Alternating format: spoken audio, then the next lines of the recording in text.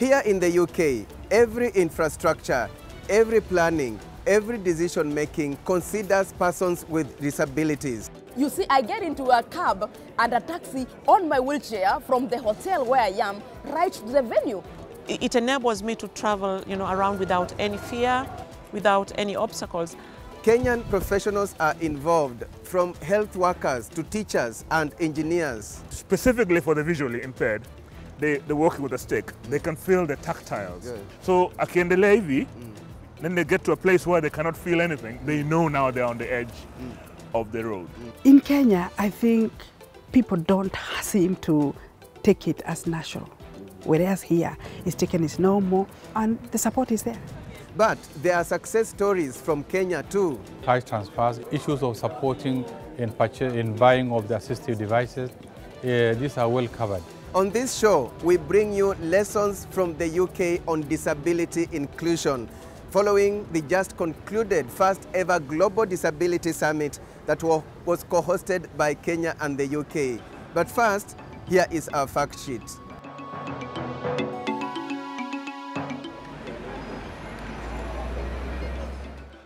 On Fact Sheet this week, we feature the City of London, which hosted the first ever Global Disability Summit held on the 24th of July this year. The City of London is both the capital of England and the United Kingdom. Located along the Thames River, London is one of the oldest settlements, dating back to 2 millennia ago, when it was founded by the Romans. Significantly, London is one of the few disability-friendly cities granting special access to buildings, public transport, and other amenities to persons with disability. According to the United Nations, London has a population of just over 8 million, followed by Birmingham City at 1.1 million in second place. Some of the most famous landmarks in the city include the Westminster Abbey, the London Eye, Buckingham Palace, the Big Ben, Regent's Park, and the Tower of London. The tallest building in London is the Shard, which rises 95 floors and forming the modern skyline of a city that is also the largest in the European Union. For football lovers, London is home to a number of football clubs including Fulham, Crystal Palace, Chelsea, Tottenham Hotspurs, Charlton Athletic and Arsenal, among others. For travellers, Kenyan carrier Kenya Airways has a daily flight that leaves Nairobi to London in the morning and another flight from London to Nairobi in the evening. We have a mixture of clients. In a nutshell, we have leisure and corporate. And in leisure, approximately, we carry 65% of our traffic going into Nairobi and beyond. And then we also have our clients, which are predominantly corporates, which account to about 35%. So we are carrying corporates as well as leisure into Nairobi and beyond. In 2017, the carrier's total passenger traffic was about 152,000. From Heathrow, the key markets where we carry passengers are to Nairobi, Mombasa, Dar es Salaam, Entebbe and Harare. For the Chamwada Report, I'm Michael Zimaji.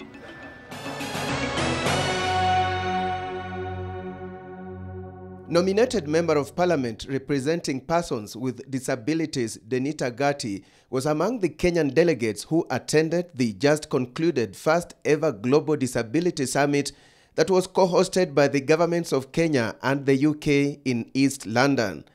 On her wheelchair, she easily moved around, attending the various sessions of the summit, picking lessons to take back home, and she said she was fired up to push for disability inclusion in Kenya in a much bigger way, especially the plight of women with disabilities. I am bringing an amendment to the floor of the House. I have already written to the clerk of the National Assembly to ensure that women with disability also form part of these women that the Duale Bill is agitating and bringing forward. So that in terms of regions, we have so many other regions. We can have a woman with disability from the coast region. We can have a woman with disability from Nyanza. We can, But what struck her the most was what she observed in the city of London. Look at the accessibility. I could access very well this venue. It is fantastic for this country. We are talking also about, the transportation system in this country. Look at the taxis and the cabs. You see, I get into a cab and a taxi on my wheelchair from the hotel where I am right to the venue. The Kenyan legislator felt if what she observed was implemented in her home country, the livelihoods of persons with disabilities would be much better. If we can actually do that in the country, lobbying the Ministry of Transport to ensure that accessibility for persons with disability to various public institutions, like coming here, getting into the taxi, is very, very well. Similarly, Kenyan-British wheelchair racer Anne Wafula Strike sought to share her experience from two perspectives, given that she has lived in both Kenya and the UK. When I moved from Kenya and I came to the UK, I was excited at how accessible it was. The roads, there were ramps, when I wanted to go to places, there was accessible buses, like when you're getting on a train, there'll be somebody, an assistant, to get you on a train with a ramp. There are disabled toilets with enough rooms. And, I felt like I was really included in the community. And the funny thing is, I remembered, where I grew up, where I had to sometimes struggle to use a pit latrine. Sometimes the toilets were not flushing and you have to crawl on your hands and knees to do so many things. And that is the plight of so many people living with disabilities in the developing nation. But the funny thing is that now that I live in the UK, I've just realized that there's more that can be done to make it even more inclusive. And I'm now advocating for that living in the UK, we are now a first nation, and the developing nation are playing catch up, and the Great Britain has to be always ahead of the game so that people in the developing nations don't catch up with them. So we have to be more inclusive, more inventive, and to come up with solutions way that people with disabilities can actually be integrated more in the community. Anne says normally in the UK, event organizers always factor in the plight of persons with disabilities, with community buses being used for their mobility. And Alex, you saw me how I arrived, at the stadium. I came on a community bus that is wheelchair friendly. You saw how, someone in a wheelchair, they put you on and they take you off. And it enables me to travel, around without any fear, without any obstacles. And this is what I would like to see in Nairobi, for example. Can we imagine if we had a community bus that can enable people with disabilities to get from their estates, from where they're living, into offices, into work? That will be empowerment. Anne is one of the Kenyan role models who have proved that disability is not inability. In 2004, I was in Athens representing Kenya in wheelchair racing, and actually made history as the first person from sub-Saharan Africa to compete in wheelchair racing at a Paralympic level. So that was a good achievement, and we've built on that. And I think the most exciting thing is I believe that sport is powerful. Sport has got power to break barriers, and as a woman with a disability, using sport was my first platform where I embraced it and the opportunities and found a voice that I could advocate for issues that affect people with disabilities.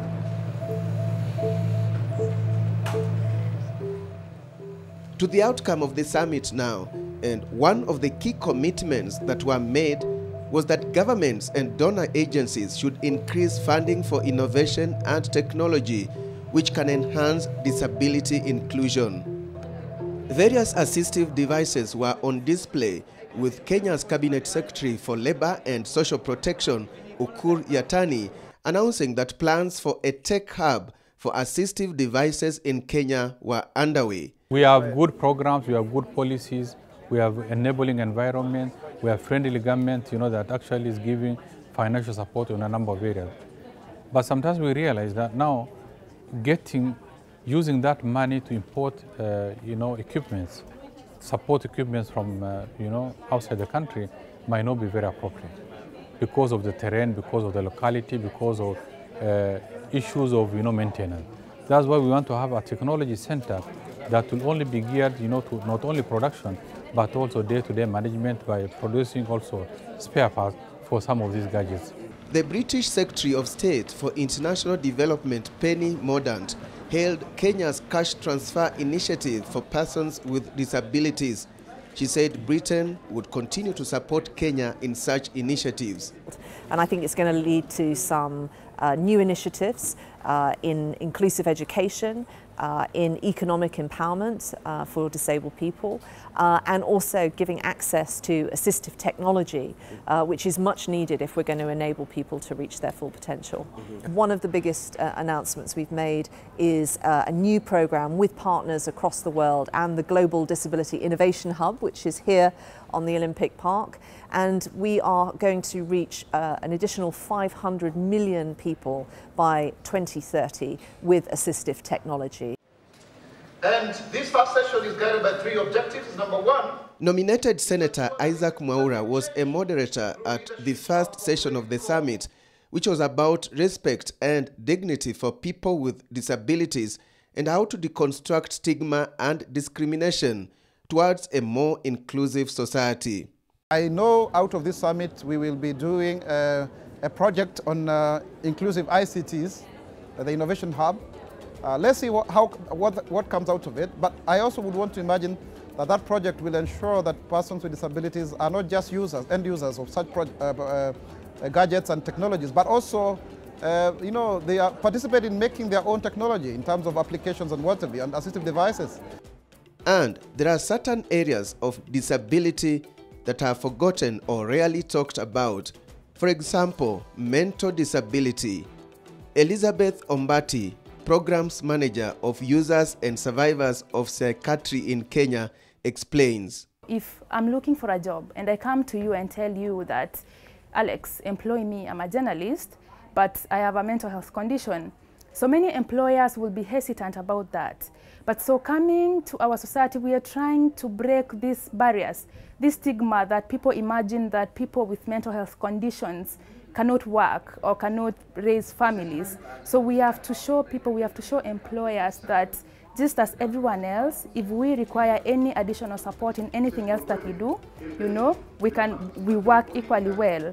Yeah, and it's really critical that we were at the Global Disability Summit, because as these marginalized voices, joining with everyone else in the area of disability, then together we are able to move as a group so that we don't leave any impairment type behind.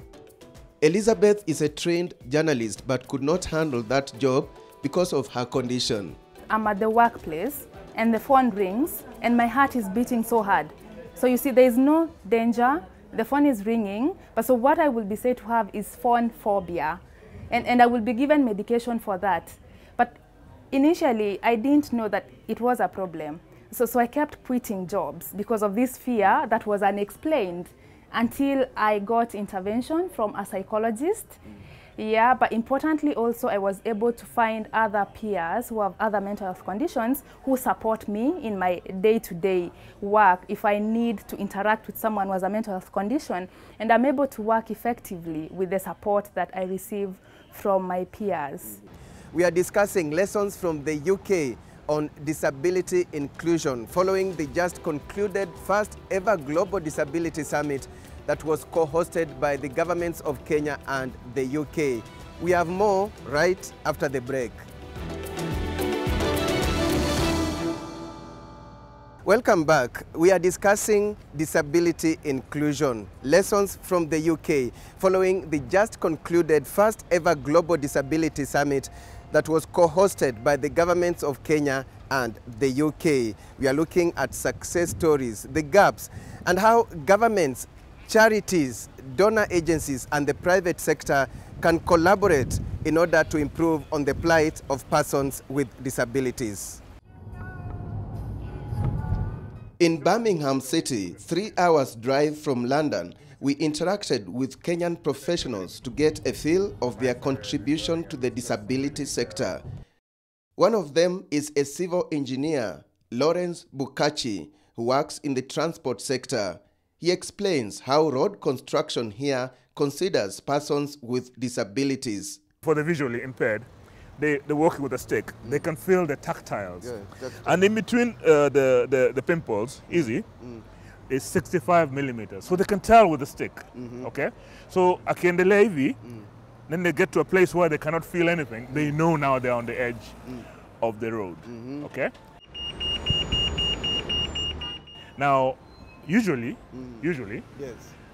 when you come to this kind of spot, like that pole will usually have another sort of like gadget.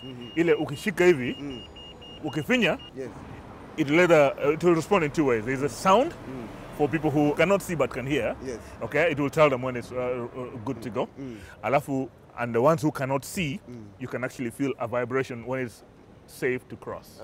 Okay? So when you cross, let's see. I mean, so under the legislation is very stringent. So you see, like even in between, like the little tiles, which you call tactiles, that joint here, it's nominal for 3, 4, 5 millimeters. It's standard. Kwa sababu, the gap between that and that is actually standardized, so that somebody who's feeling with the stick knows when they're within the safe zone. The legislation is very clear. Anytime you're renewing any building, and I'm sure we have this in Kenya, the only difference is that here it is actually enforced. If you're renewing a building, part of the planning, you have to tick all those boxes, including even providing disabled parking spaces right in front of the building that you're trying to access. It is not. So here it's enforceable. Oh, it is enforceable. If you don't, there are consequences. You're not getting the planning. That's number one. You won't get the planning permission, okay? And even after you get the planning permission, there are basic inspections that happen regularly to make sure that you actually do implement what it is that you've been approved for. If you get the plan, like it would happen in some countries, get the plan, you put it in plan, but eventually when you build, you don't include them. What happens? My friend, hapa utaenda kotini na utapata free accommodation. No shortcuts. No shortcuts here. Jonathan Mboya is an occupational therapist. Because I'm medically trained, my job is really to understand the disability needs of that individual. So I'll be looking at what particular needs affect their lives. So it could be they cannot get into the house because there are barriers or there are steps. So my job is to go assess those kind of stuff. It could be the child is carried up and down the stairs. So it's to make sure that we have ways of overcoming that. So it could be providing a lift or providing an extension where we build an extra room downstairs with a bathroom, and then process what they call disability grants. So there's an entitlement for every household, or rather per head, depending on the need, which is my job to identify that need. This is someone's home, owned by a private landlord. The disabled person should not be restricted not to rent this property because of this. So we got a 7-inch threshold, we got a door threshold, and we also have an inner one, 2, 3, 4 step inch there. That has to be leveled, and it's the duty of the landlord to do that. Whether he has the money from the government. So for this, it's okay as long as there is no person with a disability or a wheelchair coming in. But should a person with a wheelchair want to rent this property, then it has to be changed. That's what you mean. It has to be adjusted to meet his needs. Whether he's using a walking stick, it could be just put a gravel rail. If it's a wheelchair, then you have to put a ramp and level it such that they can come out of their car, out of their wheelchair, and inside. Rachel Ruto, who also works in the disability sector, is a nurse by profession with skills in handling mental health and learning disabilities. In Kenya, I think because of so many beliefs and not being seen as an abnormality, which happened physiologically, it is no, it's seen as it's a taboo to discuss such a child, to have such a disabled child. People don't seem to take it as natural, whereas here it's taken as normal. It happened. It's a physiological problem that happened in the information, and the support is there. The assessment, again, is back to the government, because all these cases are identified at very, very young stage. So when the child starts from maybe, let's say for example, 2 years, they start here, the government follows the kids, the children from the time they are very small. So the health visitor will be, once the mother is discharged from hospital, the health visitor is assigned to every child. So the health visitor will be checking at the developmental stages of this child. So if the health visitor notices something, he notifies a GP. So from there, the process is followed. The child is followed from the time they start walking. Maybe they don't start walking like a normal child would do. So from that time, they start seeing there's a problem with this child. So it's diagnosed from an early stage, from going to school, and you find that that child even goes to a special school. They don't go to a normal school, so they go to a special school. So this case is followed from almost birth. So Mr. Peter, yes. Ideally, Kenya, you need a legislation. To achieve disability inclusion, it is all about law, implementation, enforcement, and compliance, the Kenyan professionals in Birmingham City observed as they compared notes with Peter Musahi, a senior assistant director who is responsible for disability issues at the Ministry of Labor and Social Protection. Yeah, the area of mental health is, we're not doing well. It's been ignored, mental disability and also developmental, like autism, Down syndrome, cerebral palsy, and in terms of the education, inclusive education. Because as it is currently, most of the children with autism, children with the cerebral palsy are not getting the right education. They're not getting the right learning environment. So they are missing out a lot, and parents are also ignorant, and the community generally is also ignorant of how to deal with them. So I think one fact is that learning from what other countries are doing, we are able to start small and grow. With that, we come to the end of the show. Remember to keep the conversation going. Our hashtag is disability inclusion. And you can watch this program and much more from Chams Media on our YouTube channel. On behalf of the entire Chams Media crew that made this production possible from London and our broadcasting partner, KTN News, thank you so much for watching, and bye-bye from London.